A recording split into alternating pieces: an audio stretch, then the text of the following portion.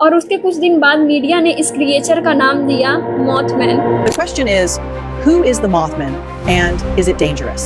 कहानी की शुरुआत नवंबर 1966 पॉइंट प्लीजेंट नाम की एक छोटे से शहर से होती है। उस शहर से कुछ लोगों ने दावा किया है कि उन्होंने कुछ अजीब सी जीव देखी है। उनके मुताबिक हाइट लगभग 6 से 7 फीट थी और उस क्रिएचर के बहुत बड़े पंख थे और आंखें चमकती हुई लाल थी और वो क्रिएचर बहुत ही तेज उड़ सकता था। और ये सबसे फर्स्ट रिपोर्ट 2 यंग कपल ने दी थी। कहा कि रात में एक पुराने TNT एरिया के पास एक इंसान जैसी क्रिएचर लेकिन उसके पंख थे जो उस रात उसके कार का पीछा कर रही थी। और आगे कुछ महीनों बाद कुछ और लोगों ने इस क्रिएचर का देखने का दावा किया। कुछ लोगों ने कहा कि उसके घर के पास अजीब सी आवाजें आती थी और टीवी और फोन में डिस्टरबेंस होती थी और रात के टाइम आसमान में एक अजीब सी स्ट्रेंज लाइट दिखाई देती थी। और उसके कुछ दिन बाद मीडिया ने इस क्रिएचर का नाम दिया मॉथमैन। और इस पूरे कहानी में सबसे डरावनी बात ये थी कि 15 दिसंबर 1967 में उसी शहर के सिल्वर ब्रिज